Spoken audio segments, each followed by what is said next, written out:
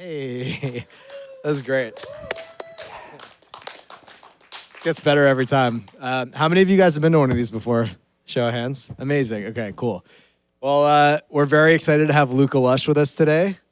What's up? Give it up for Luca Lush. And this is going to be an hour of Luca Lush taking you through some of his production process, creative process, and then we'll have a little Q&A, and then pizza and a meet and greet. How's that sound? Cool. All right. All right, let's get it started. Cool. Take it away. What's up, guys? I'm Luca.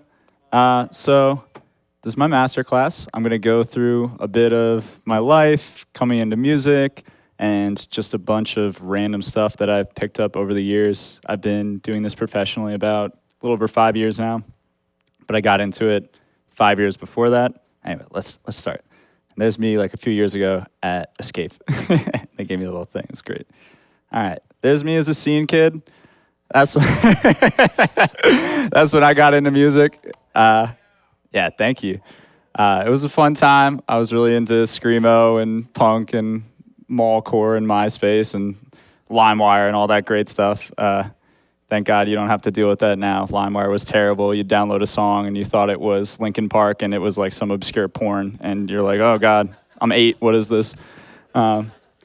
Anyway, so fast forward a bit. I went to college. I couldn't be in the scene bands anymore. I was doing drums. I was doing screaming, stuff like that. But there wasn't enough room. So I torrented FL Studio because I couldn't afford it. And I'm not recommending you do that. Nope. Don't sue me, ImageLine. I'm just telling you the truth, what happened. But we have purchased it since. Do not worry. Anyway, so I was terrible when I started. Absolute trash for the longest time. But it was so fun. And so I didn't actually go to school for music. And that's where the next bullet point, right? Self-directed versus schooling. I don't think you have to go to school for this stuff, but it definitely helps. I definitely wish I did. So, there are a lot more options now than when I started for getting into, electronic production. You have schools like Icon here who do a fantastic job. But if you're on a budget or you just, have terrible ADD like me, self-directed is a totally valid option for going about teaching yourself. So there are so many resources out there, even more now than when I started. I know when I was getting started, there was a YouTube channel called Ace Sphincter, but it was spelled like Ace Pincter. And he just went through every single parameter that you could possibly go through on FL Studio. He showed you twisting every knob, like what everything did. It was kind of just a crash course. And there's a lot of good channels like that now. I assume, how many of y'all are on FL? And how many of y'all, show of hands for FL. We got 1. Yes, FL gang. And 2? All right. And how many of y'all are on Ableton? That's what I'm thinking. Yeah. Ableton is probably the superior product. I'm not going to lie to you. But, it's the thing is once you learn something, you know it, and you work your way around it fast. It really doesn't matter which program you're on. But for the ease of collaborating and, Ableton just supports their products so well, yeah, you guys are on the right track. Don't switch to FL. Anyway, but yeah, they're like even now, like Mr. Bill, like I still will Google stuff to if I'm having trouble deconstructing a synth that I want to learn or something like that. There's so much stuff out there, but you gotta comb through. Can I curse?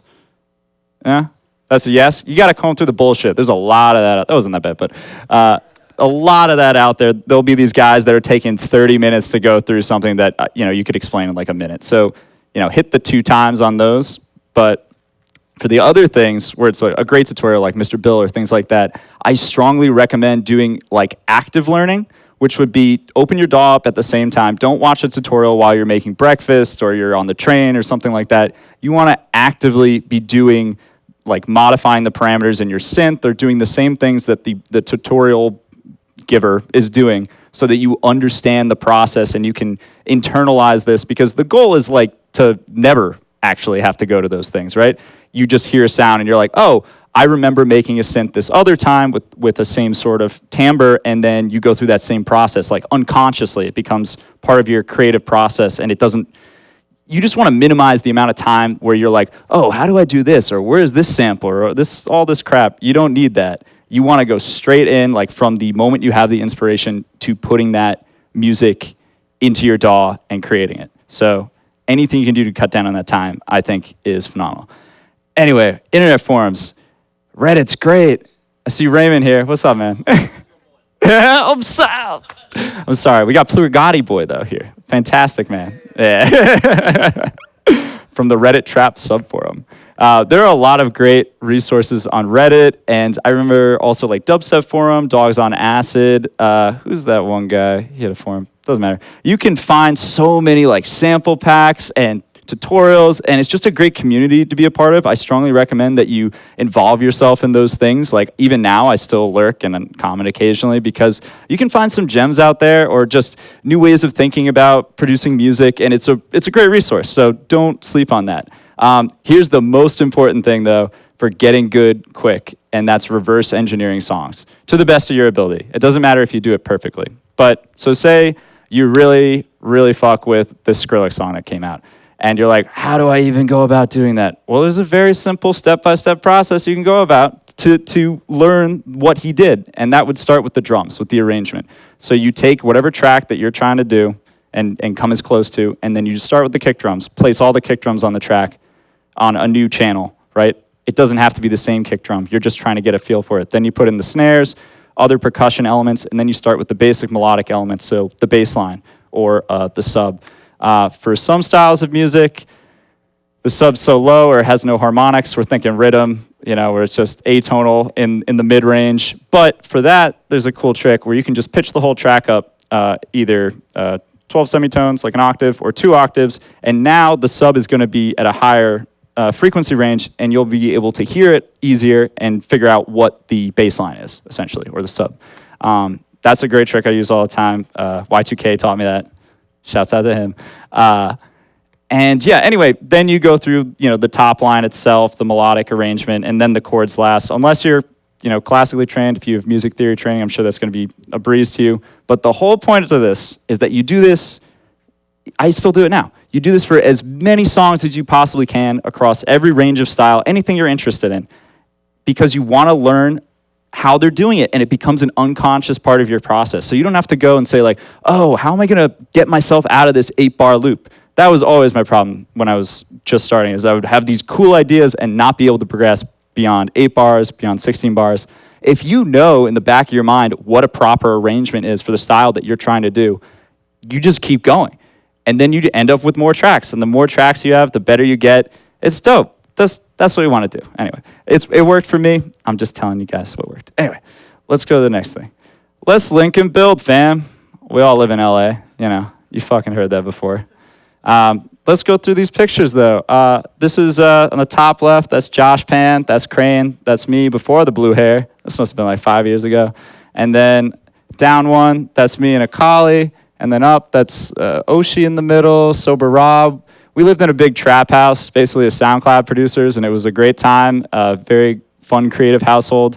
And then down here is one trap house before that, and there's Flamingosis, Josh Pan in the back, Young Bay, me, Blackbird, Y2K.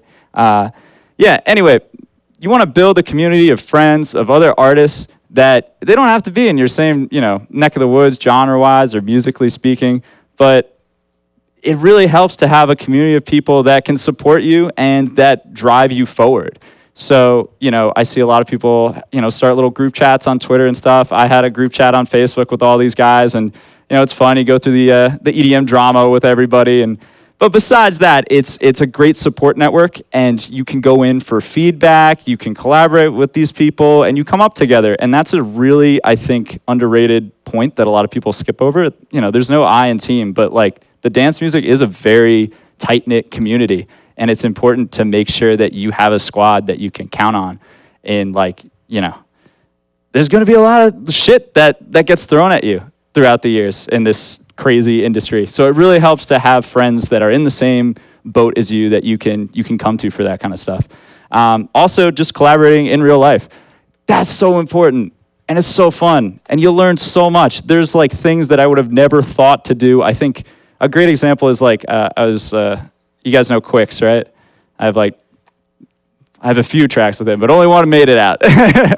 But there was something so simple where there's this preset on FL's parametric EQ that you pop up, and it's literally just a low pass, high pass filter, and I was always using a different method that was way more convoluted. And I was just like, oh, this is like the superior way to do this. It's faster. And so you'll like see stuff like that when you're working with other people in real life, and it'll really help your workflow out. So I strongly recommend that. Even if the track doesn't come out, you know, it's just a good practice. And you know, there's a lot of ways to make music or make money in music, and one of those is producing for other artists. So if you get comfortable being in the studio with other people and actualizing their ideas, it's a good way to make money. And you know, if you can make money and do what you love, that's really the goal, right? So sending your music to blogs. Yeah, fuck blogs, man. I'm so glad that that era is over. But there's still gatekeepers, you know? You still got, you know, this random guy who doesn't really have much to do with music that is controlling whether you get placed in a Spotify playlist and whether people hear your music or not. My solution to that is really just cultivate relationships with people that you like, that you enjoy, that share your same musical taste. You can still send cold emails around, like I still do occasionally, but you know, you're not really seeing much of a return on investment in that. It's much better, you know, the same thing with your community of artists, basically this all ties together. You want to, you know, become friends with that A&R that at that label that you fuck with because he understands your vision and he's not going to like dick you around and give you a shitty contract, things like that. If you're just like going cold all the time, it's really not going to work out long term. The same thing goes with like passing your music around to other DJs, like dub plates, unreleased stuff, things that you really fuck with and you think will work well in a live environment. It really helps just slide in the DMs. You know, be like, hey man, take this, play this out, put it in a mix, whatever. There's so much more value to be had if RL Grime is playing your unreleased track for like 2 months than if you let it just sit on your hard drive because you don't want anyone else to see it or you're worried somebody's going to steal it. Don't do that. Send it off. It's better that it's out there. And put out music as much as you can. Don't be afraid to do that, you know? Like, sometimes you'll look back. I have a very big back catalog, and I'm not gonna lie to y'all, I'm not proud of all of it. Like, there's so much stuff in there. But I was proud at the time when I put it out. And you gotta, you know, you just gotta grin bear it. You gotta be confident. Anyway, and this brings it to the Kanye method, which I don't know if it's really Kanye said it, but let's pretend for a minute. All right, so the feedback part. Kanye, tons of people in the studio, always coming in and out.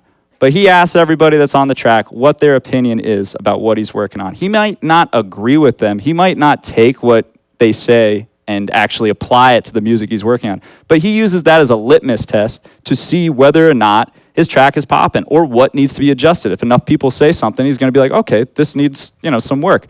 And you need to apply that with your own music when you're in the demo stage, sending it around to your close community of friends and be like, yo, you like this? What's wrong? The mix sucks, the kick sucks, something, whatever. If you hear that from a few people, you're like, okay, maybe I can make a few adjustments. But also you want to be confident because sometimes people tell you something, you're like, and you disregard it, and that's fine.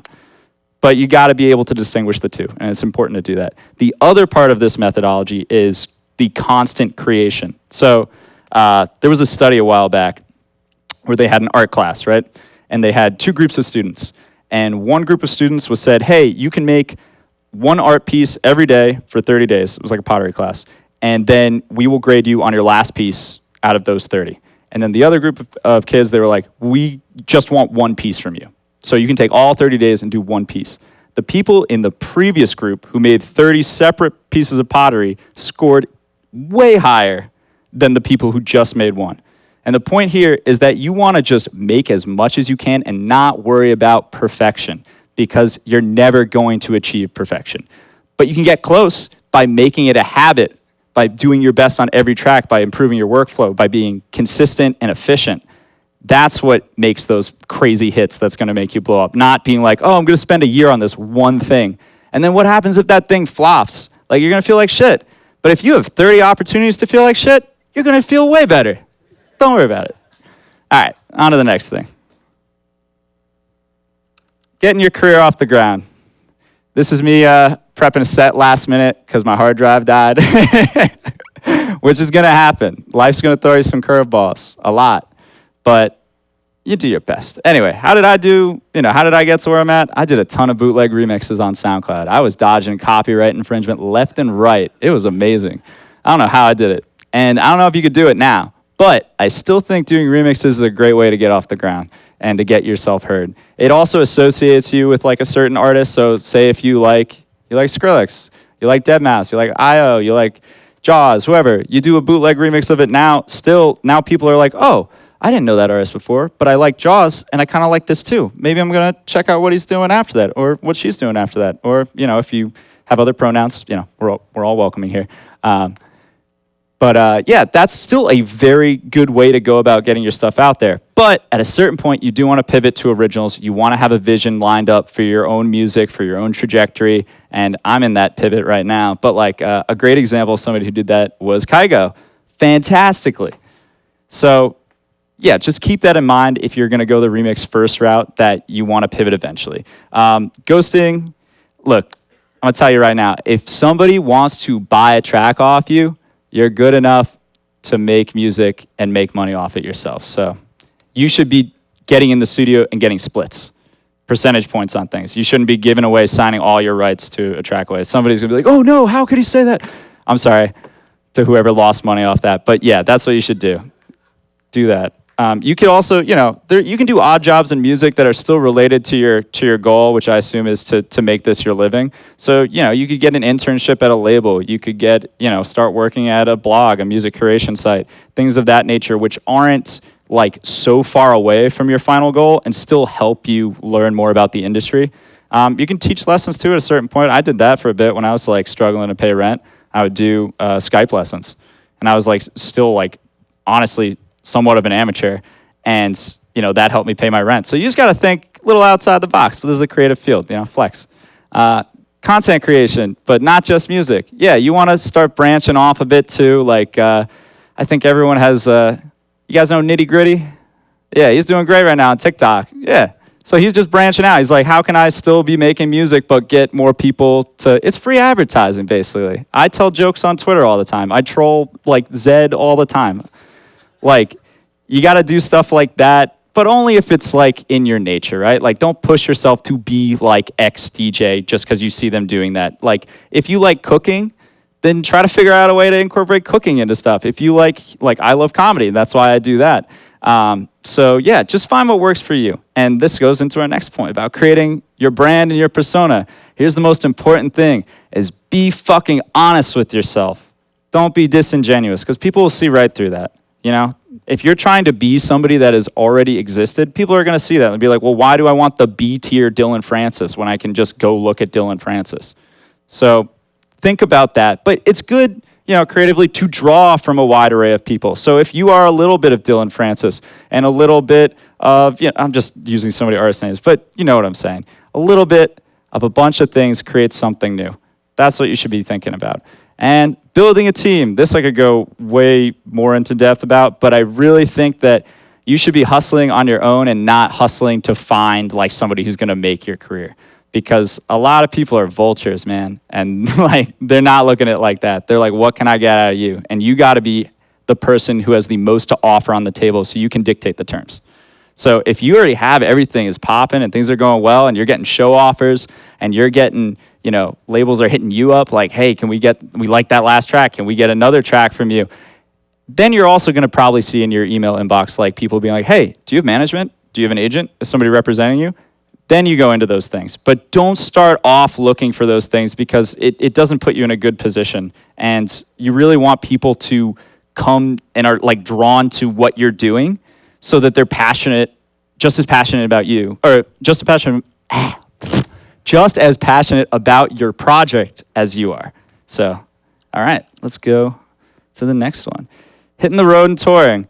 Yeah, a lot of people think that like every night you're a DJ, you go to the hotel and then there's like 10 cocaine models and you're just doing drugs all night. That never fucking happens, man. That never fucking happens. I wish it did, but it does not.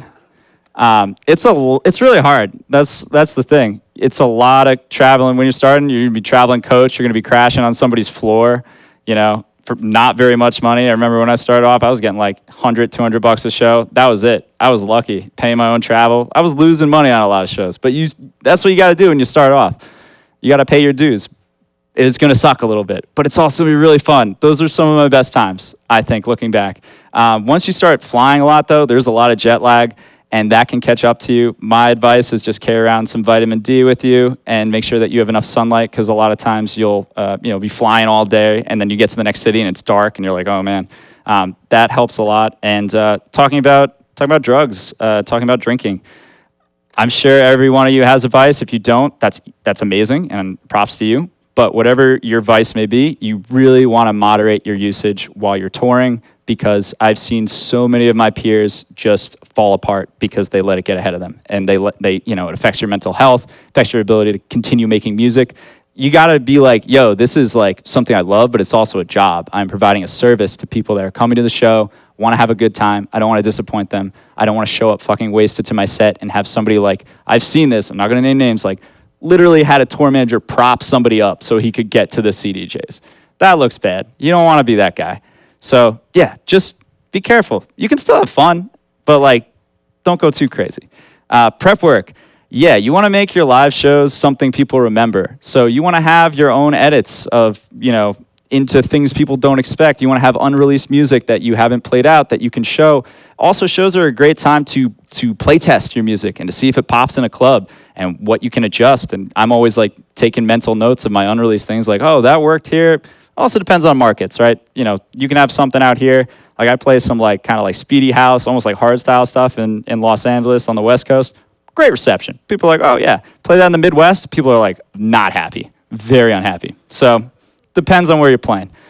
Visual packages. Even when you're starting off, you can put together a few basic things that you can bring on stage, just a logo, things like that. But you want to, as you go up, you want to just put more thought into that because, as a DJ or, even if you have a semi-live modular performance going on, you don't have as much interaction with the crowd as, say, like somebody who has like a whole live band, they're just in the front, or like a hip-hop act and things like that. So you want to, pad out the experience, so to speak, with some dope visuals. Let's talk about G. Jones for a second. That visual package is amazing. You go to that show and you're like, wow, this is insane. Virtual Self, Porter Robinson, all of those, they have amazing visuals that take you on a journey with the music. And maybe they're not exactly synced to the music. Sometimes you have a VJ doing it on the fly, but that enhances the experience and that brings you in fans. People are like, wow, I really want to go see them again.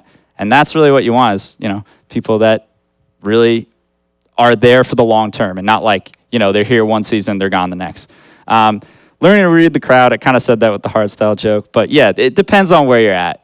Sometimes you want to adjust your set a little bit and that just comes with time, but don't be, afraid to also like push through sometimes. Like there are some times where I played to a crowd and they start off and they hate me. And I'm like, oh man, this is gonna be a rough one. But it's the best feeling if you can turn them around and have them dancing by the end of the set. So don't tense up. Don't worry if, sometimes people aren't immediately about what you're providing. But if you have that confidence and, also don't be afraid to adjust. So it's kind of a, two-way street.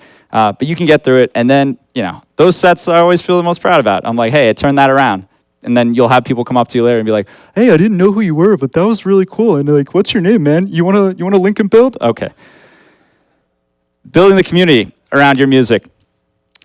With that segued really nicely. You want to talk to people after your set if you can. You don't want to be that asshole who just runs back to their, hotel immediately because those people came out to see you. They want to talk to you. They want to hang out. They want to say like, what's up? I like this and that. And just having genuine interactions with people that come to say like, I really like what you're doing. That goes so far. It goes so far. I can't tell you how many times I've after every show, I try to have I'll maybe end the set 5 minutes early just so I can hop in the crowd and just talk to people for a second because people really appreciate that.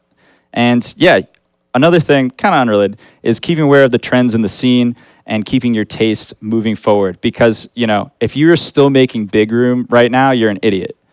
I'm sorry. Yeah, it's harsh words, but if you stayed abreast of the trends and what's going on, you can incorporate the idea of big room into something that's palpable for an audience right now. And people are doing that. I think a lot of Wookiees kind of club kind of stuff kind of fits into that paradigm. Obviously, it's not like a big, for the floor kick the entire time, but basically taking that idea and melding it with modern sensibilities. I think that's really important. So yeah, stay connected with what's going on around you, with the people, with the DJs, all that great stuff. You don't want to just get left behind, essentially. All right, I think that about covers all of this stuff. Let's get into a project file. So, yeah, we'll go in. This is my God's Plan flip, which So as you know, a ton of my music is, bootleg stuff, and I don't want JBL to get sniped on YouTube for copyright. So this one has vocals from Kid Travis, who covered it, and I hit him up, and I was like, hey, man, I really love this. Like, could I get the stems for this? And just, like, flip it? And he was like, yeah, 100%. Yeah, don't be afraid to email people, if you're like, oh, I love your music. Yeah, that's cool. Somebody's gonna be like, oh, that you didn't say don't cold. Sometimes you try. Anyway, so I was thinking we go through kind of like 8 bars at a time, and then I'll like kind of dissect each bit and just go through my mixing, my mastering, how I put things together, like one bit at a time. So let's start off. And they wish and they wish and they wish and they wish and they wish on me. All right. Sorry. Let's start with just this. Actually, I totally forgot to move this to strings. So this is a plugin called Orchestral that Jono showed me, Quicks. And it's fantastic. It's kind of just like a rompler that, similar to, I have Nexus on here too, or Contact. Basically, like, it has a bunch of sounds kind of, pre-made in it that you can quickly go to. And the thing is, if you use a lot of these things on their own, they're going to sound tacky and kind of cheesy and like not fully fleshed out. So you do have to layer them with other elements to make the track sound cohesive. But like, don't be afraid of using stuff like presets and things of that nature. If you can mold it into your track and it works, that's totally fine. Another thing I like to do, which you might have noticed, we'll solo this, this is just like a noise floor. I learned this from like a deadmau5 live stream or something so long ago. But basically, you'll take Foley sounds, ambient noises, things of that nature, and you use this as like the lowest point of your track volume-wise. And Kenny Beats has also talked about this. It adds like a little bit of character to your track because a lot of electronic music can sound sterile and artificial. So having something that's like a found sound, like seagulls or like this, is just like you sound like you're in the woods and you got crickets. Like it makes you feel more connected with the track. You'll remember camping or something like that. It's good to do. And it also like adds like this little lower level. So like the dynamic range is a little smaller, if that makes sense. Anyway, and then there's this arpeggiator, which I still use silent like almost every track. Let me see where this is routed to. 78.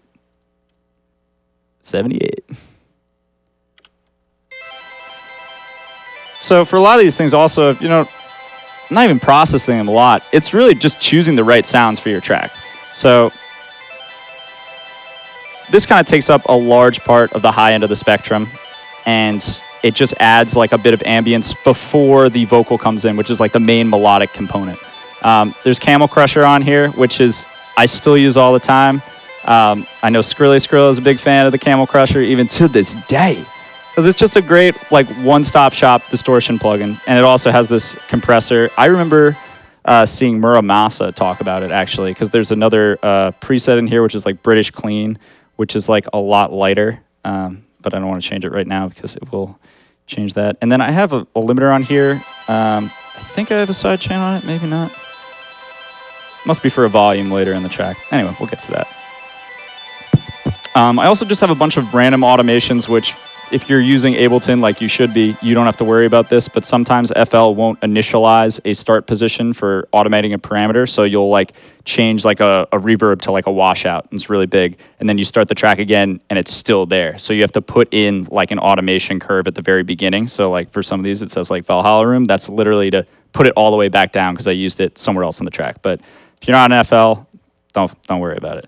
I also have a bunch of like little transition kind of things. So this is just like a chime sample. Let me like enable everything again. That I reversed, and then I had like a tape stop effect on it, and then I just saved it and I put it in a sample pack. And this is a really good trick, is like take sessions where you literally just make a bunch of stuff that you're gonna use again and again. So this is a great example of it, where you can use this in almost every track because it's a nice like transitional kind of sound, and it like floats with whatever you're doing. I know like, you guys know Akali, right? The Akali shaker? Yeah, that's in like every one of his tracks, and it's like from an anime. And Yeah, so you just find little bits and you put them in a short folder, and that helps your workflow immensely too, to be able to just like come in and be like, oh, I need like a reverse cymbal, whatever, to transition between these two things. You just pop in, there you go. I also have another one here, which is just like a shaker that I did with like a delay specifically on it.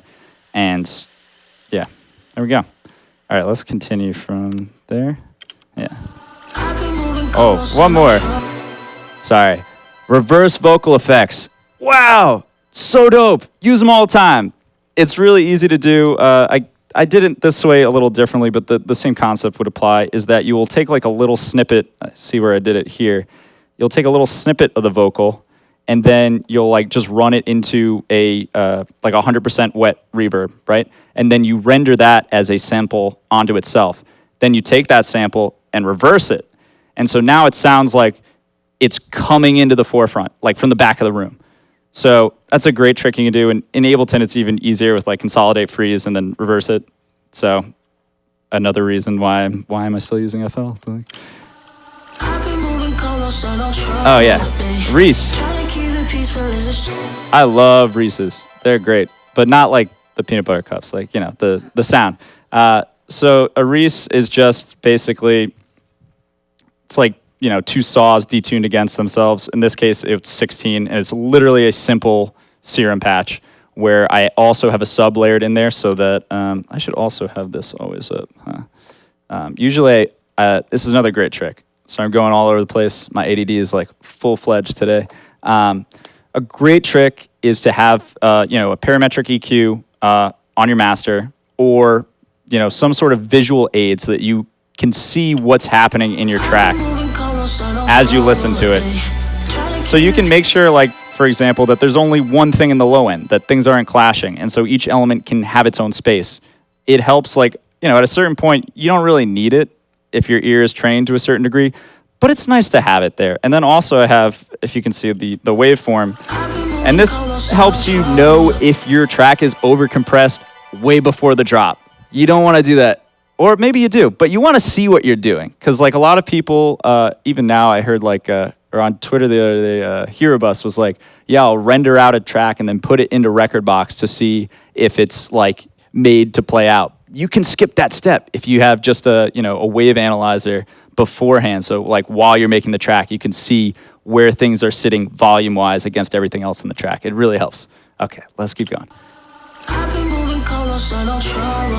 Yeah. Trying to keep it peaceful is a struggle for me. Don't pull up at 6 a.m. to cuddle with me. You know how I like it when you love it on me. I don't wanna dive in. All right, one other thing. So with this Reese, so now we're talking more arrangement. As things build up, you want to do tiny little things that slowly build anticipation to moving into the next section or the drop or whatever. For this, with the Reese, I literally have a just a macro that is attached to the filter here. Or let's play it. If I just play a note, you can hear it open up by just adding more harmonics. And so that's like just an easy way for any synth that you're going to be introducing more, is just slowly bring out the harmonics in it as you get closer to the point of impact. And so I was just doing that with this sub over the course of that whole thing. Let's move on. Oh, also, little fills. This is just a really tiny fill. Obviously, it's literally just like the snare. I think this is like from a J Dilla pack. It's like a literally boom bappy snare. And then the fuckboy big room snare from REA's pack. I still use this a bunch because it's like it has a lot of white noise content on top and kind of acts as a nice transition thing. And you can still layer it with things to make it sound good. So, you know, I said fuck big room before, but you can still take elements of big room that work, you know? And this is one of them. That's a great, the Prida snare, I guess, would be what it's called. Anyway, let's move on.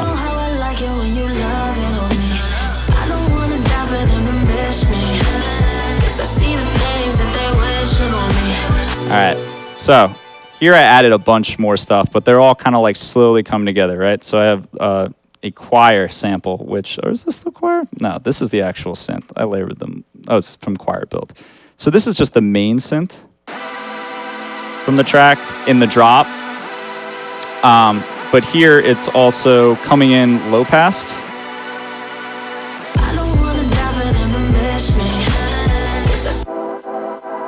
So as you can see, it's only taking up a small part of the overall frequency spectrum as it's slowly coming in, but it hints. So yeah, when it's at the drop. But you want to like hints at things that are coming throughout the track. You want to like tease them a little bit so that the listener isn't like jarred when you like come out of nowhere with some crazy shit. It really helps. Just little things like that. And producing, in my mind, is just the amalgamation of a lot of really tiny adjustments and stuff. None of it is incredibly complicated, but it's all these tiny movements that you do with automation and things like that that keep things interesting and moving forward. So I also have this like saw rise I made a long time ago. Let's play it. Is it playing? Is it going out? Turn this off. It's literally just like a super saw, monophonic, high up, and then it goes up like, I want to say like 7 semitones, something like that. I use it in like almost every track. And another thing is just like making sure that the volume is also going up in along with the pitch. That's a super easy way to keep things interesting. I also have like a kick sample that does the same thing going into the drop. 15. I don't wanna die for them to miss me. Other things are playing.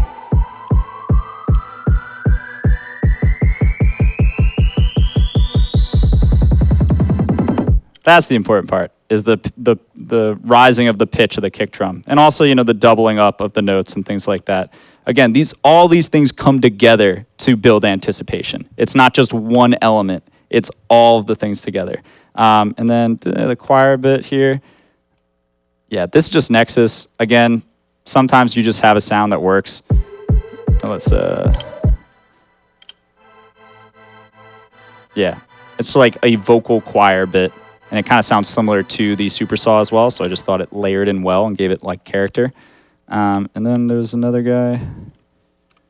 This is, I think, another preset. Dennis Deadmau5 lead.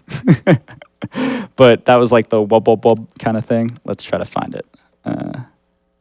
Yeah, 48. Ooh. Wonderful. So yeah, all these things come together. Let's play it to the drop, and then let the drop run, and then we'll come back. And I also want to talk about my convoluted ass mixer and how you can apply it to Ableton, since it'll make more sense there. I don't wanna die for them to miss me. 'Cause I see the things that they're wishing on me. Hope I got some brothers that outlive me. They gon' tell the story, she was different with me.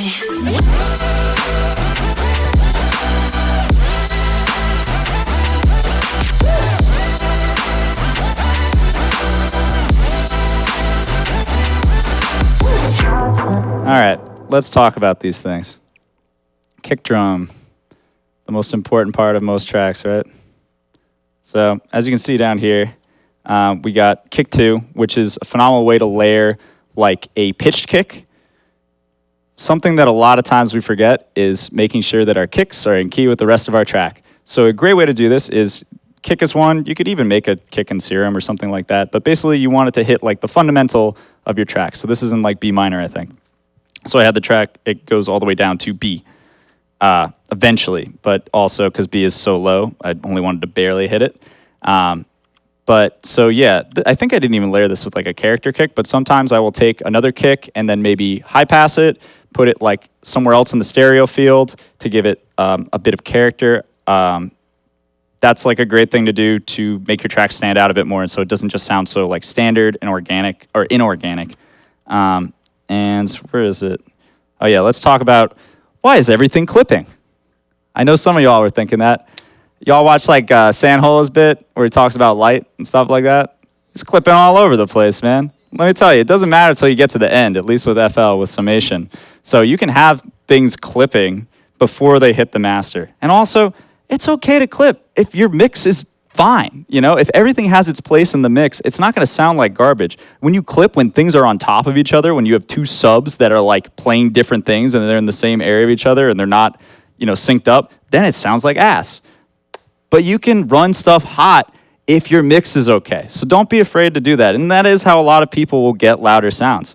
And this is literally coming from Porter's mouth. I have watched so many tutorials from other producers myself, if you haven't caught on to that, because I love to learn from other people as well. So anyway, this kick drum though, did I even do anything with this? I have an EQ on everything, but usually I don't do too much with it. I guess I just boosted a bit in the bass here. Not even too much. That's just where one of the harmonics was, I guess.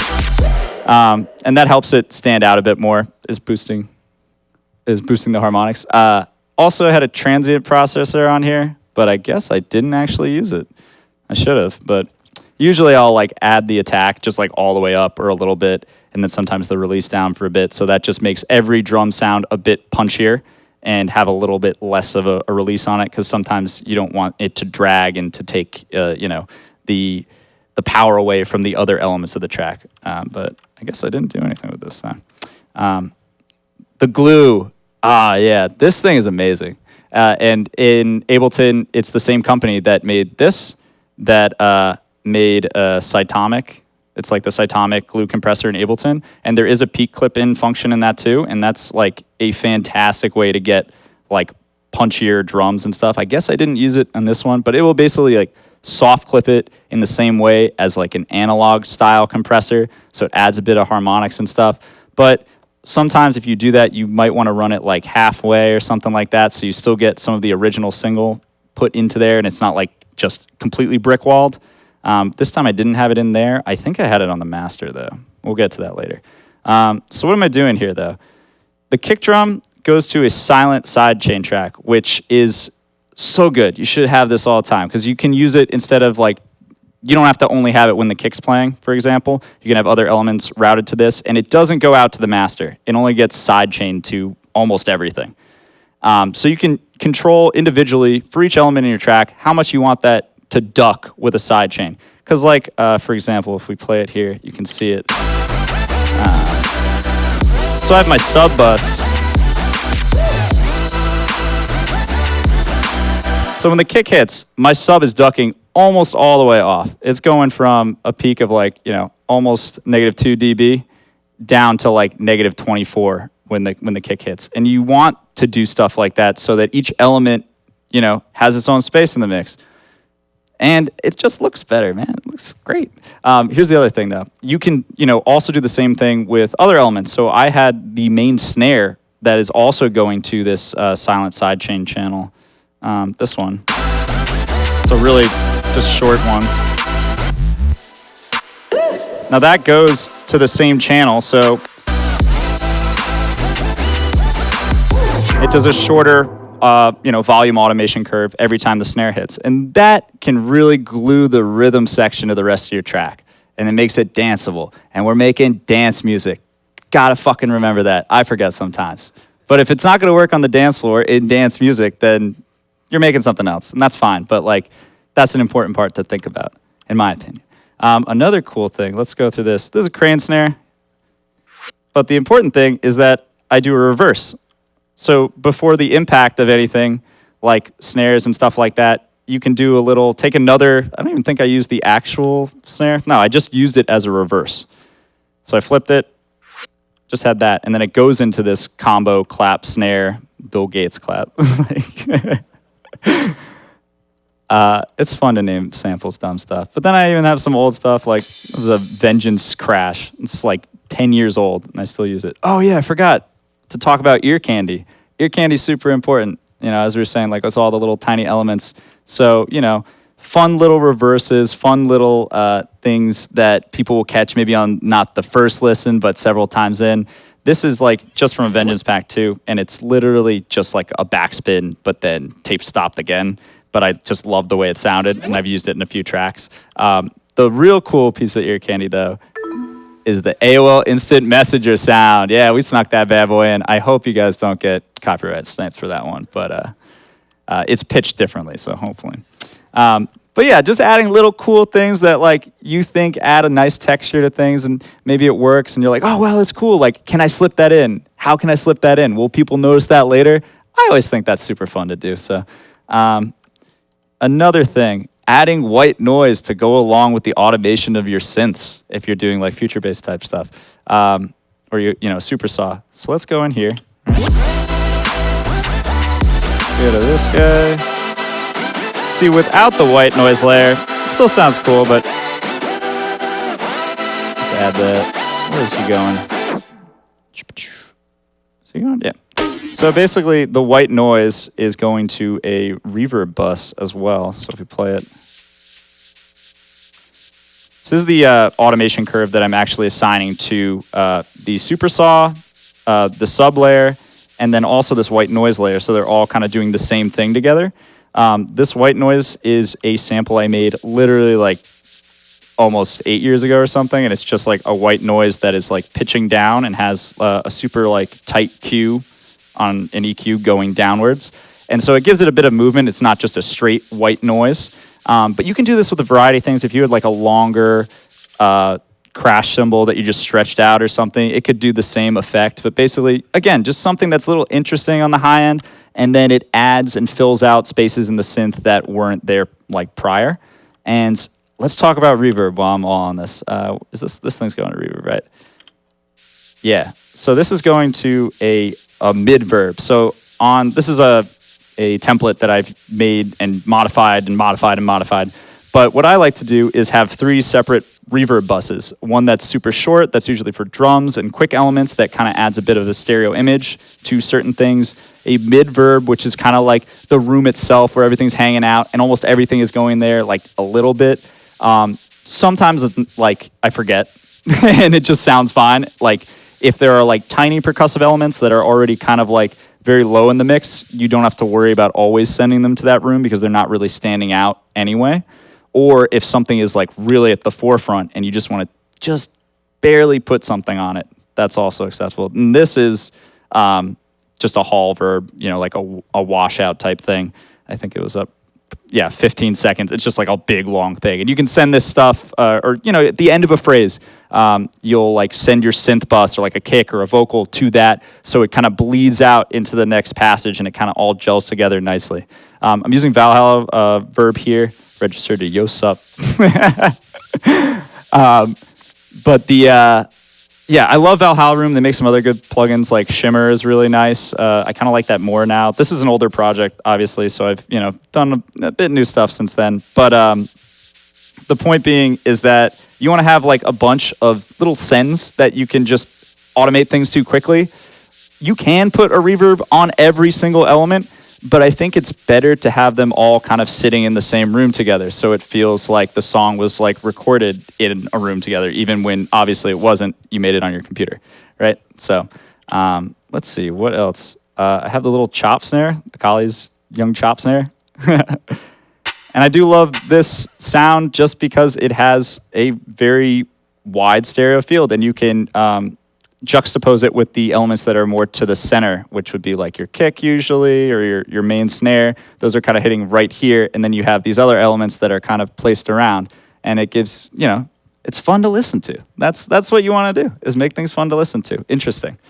And then we have a bunch of other percussive elements that are really tiny and kind of just filling out the beat, right? And then let's go here, I guess, to the end of the passage. Yeah, get the hats.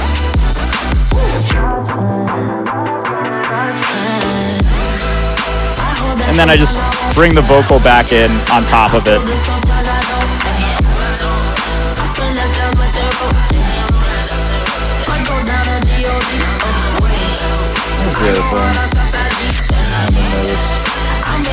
Yeah, that's the synth thing I was talking about.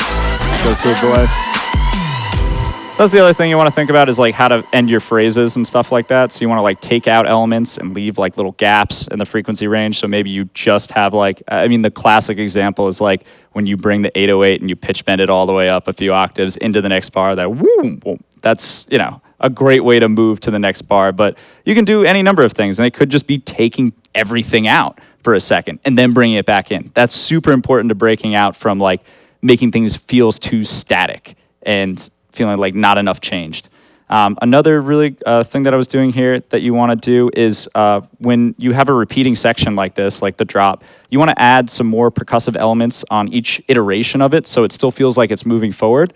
So I had these hats come in after the first 4 bars of that, right?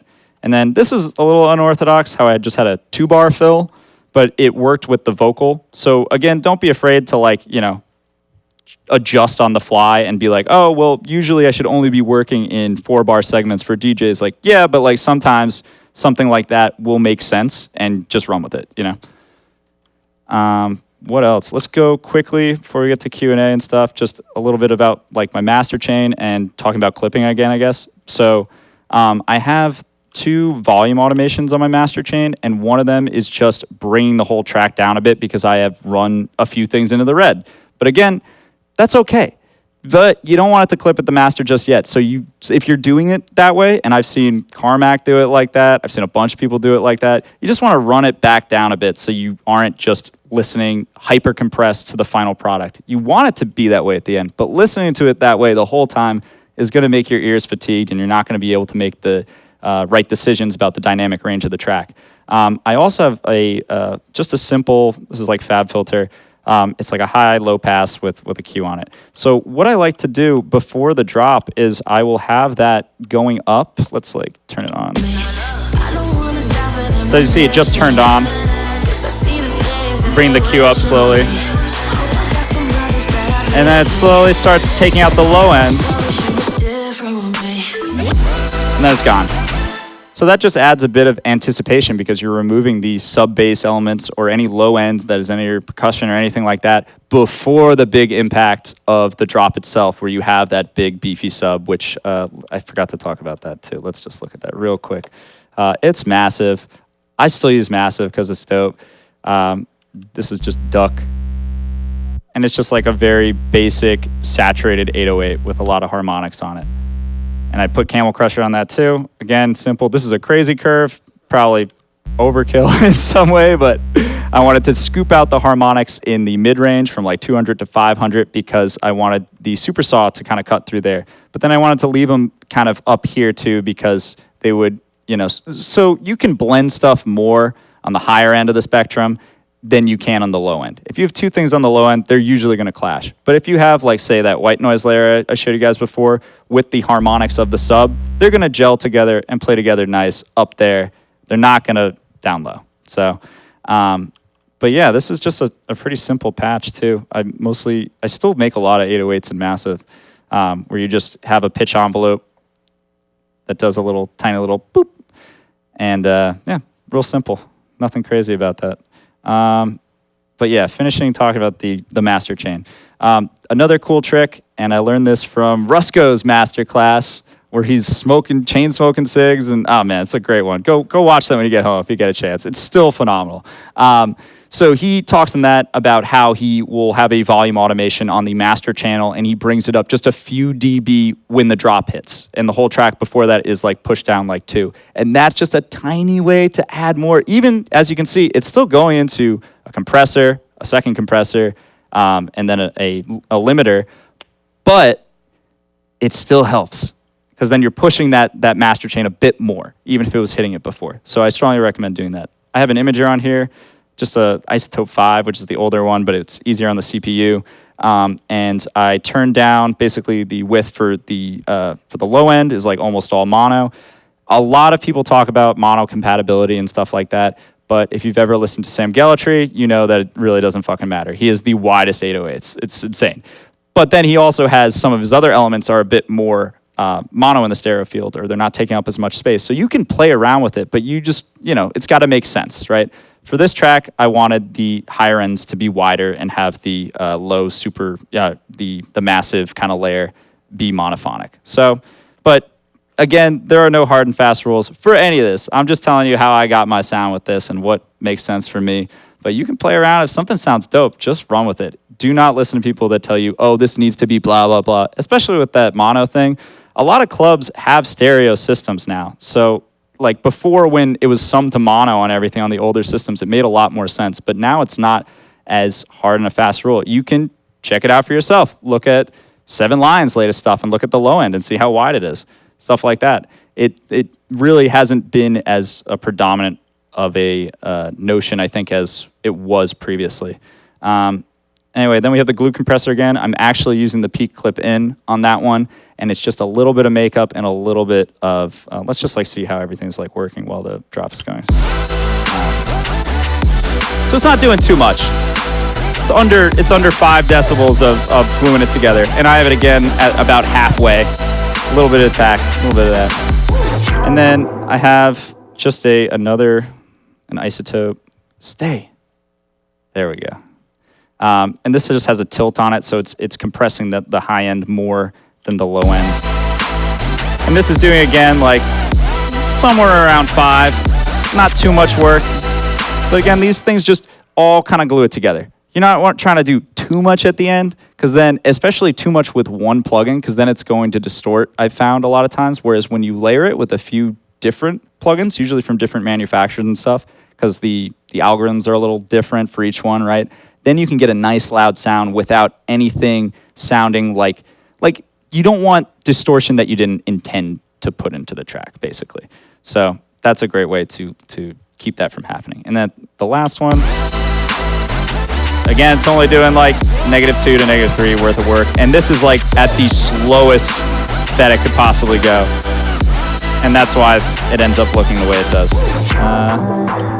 And I think that's about everything. The track just repeats with like some minor variations. I have like, I have this lead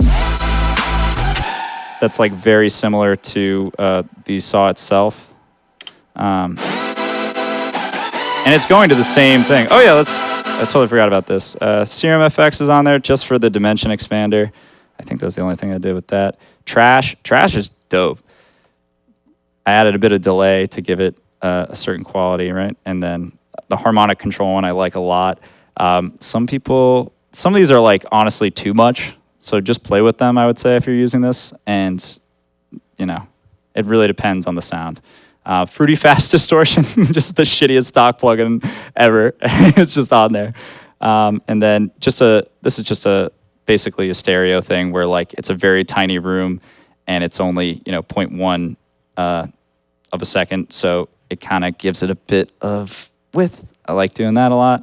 Then there's this is an expert plugin. It's just a basic, I think, for one of these. It was filtered at some point. But yeah, I think that about covers it. But like, yeah, I think we're there. Yeah, if you want to open up the floor for anything about this project or in general, like, yeah. Guys, make some noise for Luca Lush. Hey. All right, so can I just acknowledge you for being right on time, which has not been a trend for these masterclasses? Yeah, I've been so I appreciate that. So we have exactly half an hour for questions. So yeah, ask away. And also, well, you guys are gonna get a chance to like kick it with Luca afterwards. So try to keep the questions production related. And then you can nothing about drugs, please. Hey, thanks for doing this. So you talked a lot about the arrangement and some production techniques already, but how about some sort of philosophy and mindset tips? I saw your cymatics interview recently that you did. Oh yeah, that was fun. And I really liked how you talked about like just your studio setup and like your workspace. Could you go a little more into like how do you set up your environment to be conducive to producing, and how do you approach it from your mindset on how you get into the flow? Recently, I think having plants and animals in your workspace is just fantastic. I have 3 cats now. It didn't mean to end up like that. I'm not that guy. I had a friend who got deported, and I inherited the cat. So here we are with 3. But having stuff in your studio space that makes you feel relaxed and comfortable and ready to get to work, and also able to take breaks. You don't want to like. I used to be like a proponent of just like grinding it out like nonstop. But then I noticed that sometimes my tracks would feel a bit like clenched, if that's the right word, and not like as organic as I wanted them to be. And I would forget about some of the human elements of that. So I think that that's a really important thing, is taking breaks. Yeah, stepping away from a bit, taking a walk, but also just make sure you're, even if you're working in a, it's just your bedroom, just have everything feng shuied really nice. Get some mood lights, some LEDs. That really helps, I would say. What else? Just like a philosophical, like a mindset going in. I guess it depends on like the track too, right? Because you want to like really involve yourself in the mood that you're setting. So like if I was making a really dark, horrific track, maybe I would put on a horror film in the back and just mute it, something like that. Or a lot of times I have anime on mute when I'm making my music, and that makes a lot of sense, I'm sure. But yeah, does that answer your question? Yeah, dude, that was great. Thank you. Cool, thank you. All right, thank you for doing this, man. I've actually came here for my 21st birthday, so. Yo, happy birthday! Yeah! Thank you. And from Dallas too. So. Oh hey, what's up, man? But I came to ask this question about Sucker Punch. Oh. How did you make that with Little Texas? That chord progression of the chord progression. The, we could try opening it up, but I have no guarantee it'll open. Sweet. If you can open Let's that. try.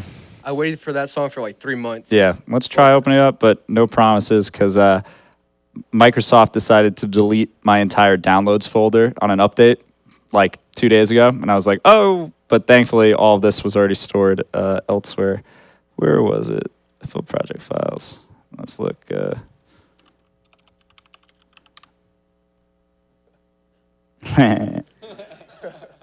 Anyway, let's see how long it takes to open it up. But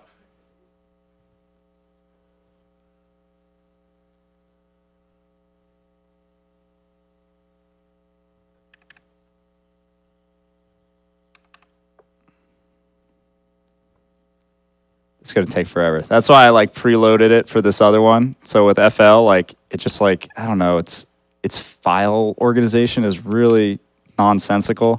But if you like zip it up, then it like chooses everything to be located at one location. So, but that came together so fast. Like I literally like.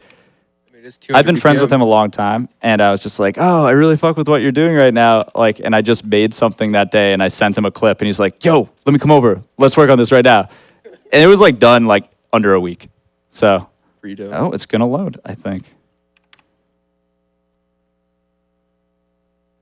But Sam is classically trained. So we were listening to some Frenchcore stuff, and he was like, we should make like a progression in this vein. And I was like, all right, cool. And I'm self-taught, so my grasp of music theory is not the best. But that's the thing. As long as you can articulate like the what you're going for, it's okay. I think I've I don't know if you guys like know further enough back in the discography, but I used to work with like Brass Tracks a bit more, and they're super jazz trained and so good. But like I remember coming into working with them, and I had a bunch of chords set up for this remix or whatever, and they're like, just throwing all of these terms at me. They're like, oh, I like how you did this modulation with the key. And I was just like, oh, wow, sure, yeah. Totally did that on purpose. But it's just developing an ear, right? So like, if it sounds good to you and you do it consistently, that's fine. Was that your melody, with the brass chords? Oh, the brass. Yeah, like was that him or was that you? That was. It was kind of like we did it together, you know, It was like both of y'all yeah. together? That was like a nice session where it was very fluid between the two of us. The drop in itself, like the build to the main drop and stuff, I had written that when I sent it over to him, and then we made the second part of that drop where it has the strong upbeat. That was like, he's like, that's my sound. Let's do it. Yeah, That's pretty dope. it's really funny because I was talking with my manager, and he was like, just bring in God's Plan, because that's probably what people want to hear. People don't want to hear your hardcore track you just did. Like, We do though. No, yeah, it was like, I'm flattered. Just took forever to load. Whoa. Yeah. This is why you shouldn't use FL, like straight up. All right, so let's just go through this real quick. Was there a specific part of the track that you wanted to? The second drop is actually Second drop? way better. Yeah. Like with the machine gun? Yeah, that Yeah, okay, so that was like another found sound type thing. There's this old metalcore band called War from a Harlot's Mouth, and I had a bunch of their old music, and there's one song where they literally have like a breakdown, and it's just a machine gun. And I was like, that's hard as hell. Like, so I was like, we should do that, but with this. So that's where that idea came from.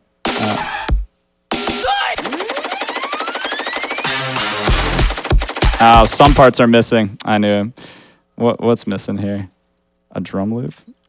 Yeah, it's, oh well. But yeah, basically it was just a machine gun sample. And this was a sample from, I guess, something that got removed that I got to find again. But it was like basically just a kick drum that I applied a ton of like wave shaping, distortion to that gave it that character. But you could probably do it with any sort of kick drum and then just like slam it through. Like I was being experimental with this track, where I wanted to distort the hell out of it. Impaler, which is just like, let's try just putting any old kick drum in there and see if that has like the same effect. Where's a kick from here? I gotta sound a little different. Hold on. Let's just use the God's plan.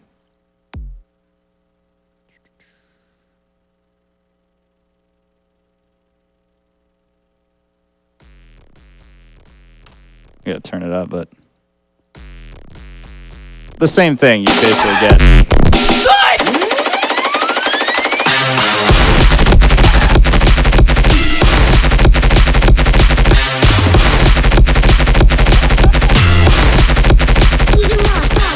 So yeah, that's the idea behind that, right? Is that you just throw your kick drum into a fucking wall of distortion to get that sort of sound. I'm sorry that parts of it weren't still saved. Again, my computer deleted a bunch of stuff recently. Was there any other questions you had about that track, or was it just the distortion on that, or? No, I think that should be good. Appreciate it. Yeah, no worries. Well, who else?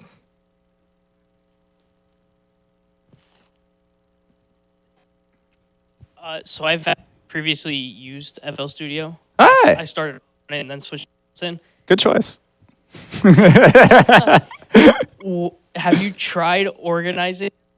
Yes, but the thing is, I work very fast and sporadically, so a lot of times it will be very unorganized. This one I don't even think I used my template for, because I just like popped it open and I was just like trying to write it down as fast as I could. So things were a little bit less organized. That's what I do like about Ableton, is it does force you into a bit of organization with saying that every channel on the x-axis is associated with a given mixer channel. So you never have to fumble around like I was doing before, being like, where is this located with that and stuff? Like, that's just an inevitability of FL. But the nice thing is that you can kind of work faster in FL. It's a little looser. So, you know, there are pros and cons.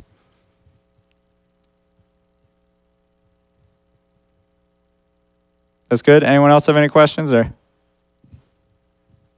Hey, what's up? so I wanted to ask about your philosophy for, like, let's say, are you more of the type of person that works a lot on something, then takes a few days off, or are you more of like, do you have a schedule you produce every single day, and yeah, what's your philosophy? I think it's important to try to produce every day. Sometimes with touring and stuff like that, it can get a little hectic, or like life events. But ideally, I think you should be putting in as much time as you can every day, because this is like your job, right? And like you want to be the best you can be.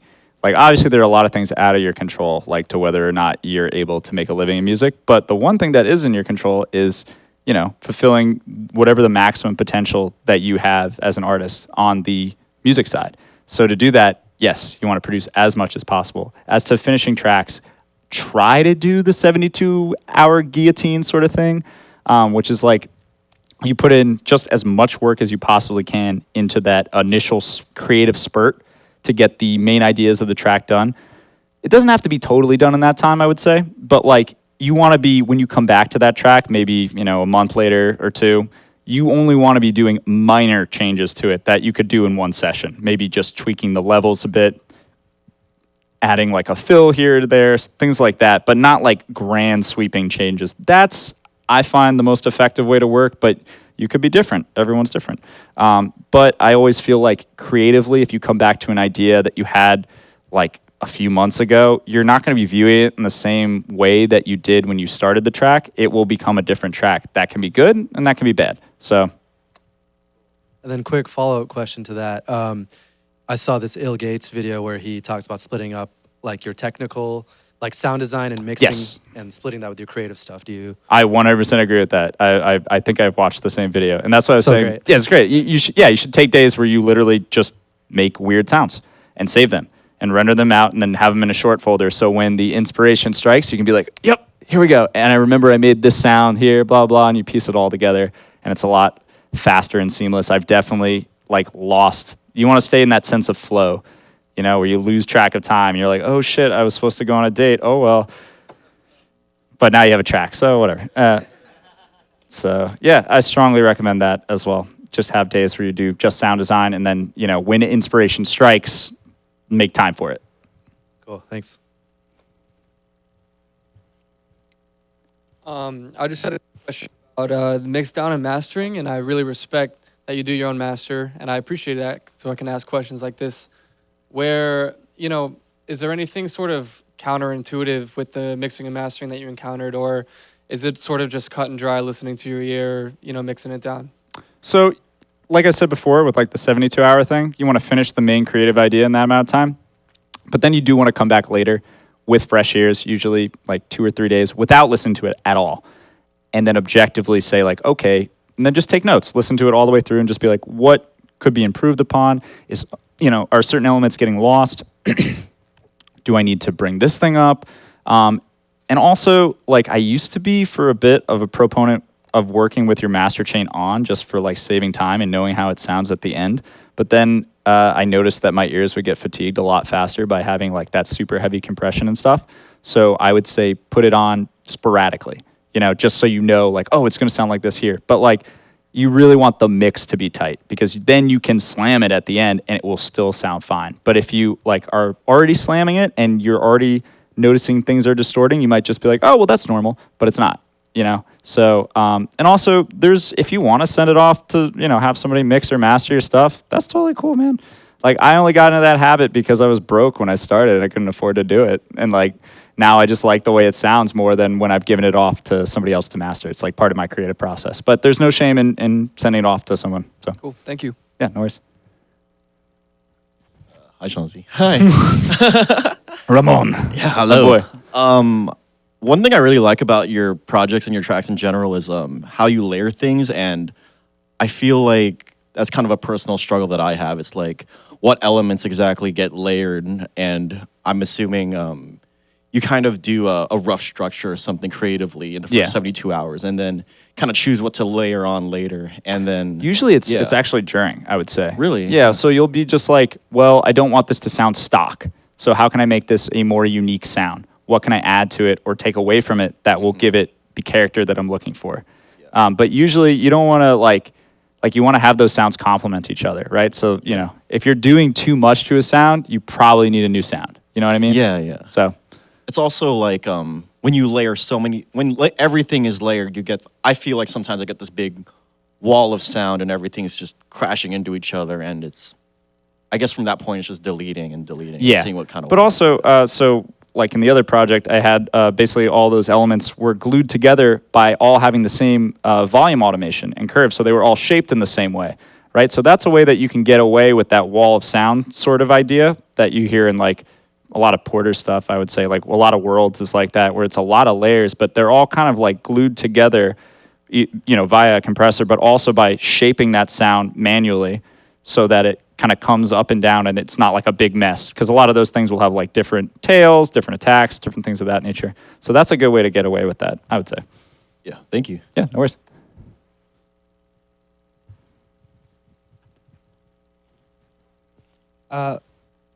Hey, Luca. Hey, what's up?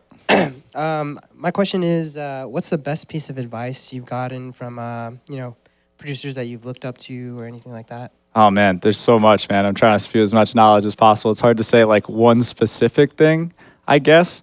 But yeah, I would say just from a lot of people, it's just don't give up. You know, it's not easy. If it was easy, there, you know, everyone would be doing it, right? I have wanted to give up more times than I can count, but I have stuck it out longer than so many other people that I'm still here and I get to do this for a living. So yeah, that's probably the best one. How's it going, man? Hey, what's up? Doing good. Just wanted to ask, when dealing with writer's block, what are some solutions you find the most helpful to kind of get over that? There's a few ways that you can approach writer's block. I used to be a big proponent of just forcing your way through it. That's not always the best idea, because sometimes you'll get more frustrated that you can't do X, Y, Z. A good idea is like if you're trying to write a song and you can't do it, then just make some weird sounds and then save them for later, like we were saying before. Or just take a day off. It's okay to take a day off sometimes. And you've got to here's the thing, you got to find the inspiration creatively for the stuff that you're making. So that might be from having a big breakup, that might be from going and seeing a movie that really like resonates with you, from just hanging out with your friends and just experiencing life. Like you want to have stuff to write about. So a lot of times when I get in one of those creative ruts now, I'll just put it down and I'll just go do something else and just, I'll read a book. I'll consume another form of media basically to give me ideas about what I want to convey in my own media. Sweet. Thank you. Yeah.